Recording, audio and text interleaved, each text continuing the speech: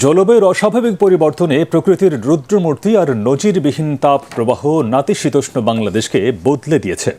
মরুভূমির গরম এখন এদেশেই। এপ্রিলের মাঝামাঝিতেই কোথাও কোথাও তাপমাত্রা ছুঁই করছে ৪৩ ডিগ্রি সেলসিয়াস। মে জুনের কোনো সময় তা গিয়ে ৪৫ ছাড়াতে পারে বলে আশঙ্কা করছেন আবহাওয়াবিদরা।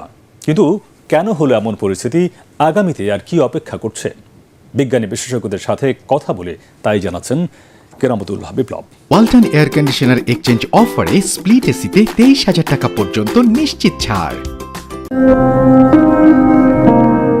১৫-২০ বছর আগে তো সবুজ শ্যামলী ছিল বাংলার গ্রাম গ্রামান্তর, বন জঙ্গলও ছিল প্রচুর।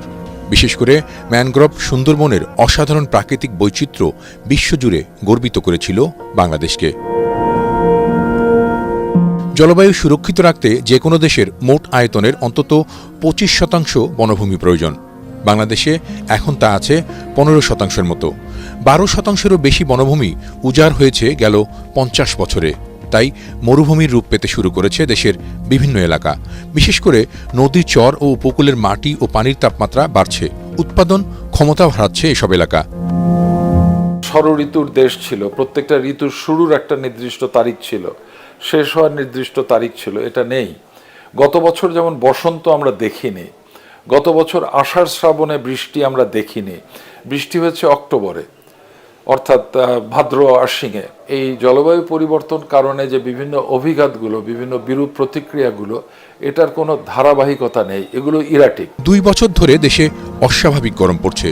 এপ্রিলের এই সময়ে যখন মধ্যপ্রাচ্যের দেশগুলোতে সর্বোচ্চ তাপমাত্রা ৩০-৩২ ডিগ্রি, সেখানে বাংলাদেশের প্রায় ৪৩। এ পরিস্থিতিকে চরম উদ্বেগের বলছে জাতিসংঘ। পরিবর্তিত এই আবহাওয়ায় ব্যাপক ফসলহানি, অনেক মানুষের মৃত্যুর আশঙ্কাও করছে তারা। 20 countries more impacted. ২০টি দেশ জলবায়ুর পরিবর্তনে মারাত্মক ঝুঁকিতে আছে, যেসবে ভবিষ্যতে বড় বড় দুর্যোগ হবে। আফ্রিকার মতো দুর্দশা ঠেকাতে এশিয়ার এসব দেশেও কার্বন নির্গমন কমাতে হবে।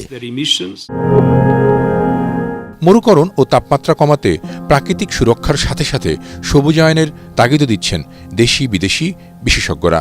একই সাথে ভূগর্ভস্থ পানির ব্যবহারও কমানো জরুরি বলে জানান এই জলবায়ু বিজ্ঞানী ও বিশেষজ্ঞরা। আশেপাশের এই ভূপ্রকৃতি দেখে অনেকেই মনে করতে পারেন এটি একটি মরু উদ্যান কিংবা পাহাড়ি এলাকা, কিন্তু বাংলাদেশের কক্সবাজারে এই এলাকাটি মানুষের কাছে পানি সংকটের জন্য বহুল পরিচিত। এই এলাকার মানুষেরা বহু বছর ধরে পানি সংকটের কারণে রোগবালায় আক্রান্ত হচ্ছেন, কৃষিকাজও মারাত্মকভাবে ব্যাহত হচ্ছে। কেরামতুল্লাহ বিপ্লব, এটিএন বাংলা, কক্সবাজার।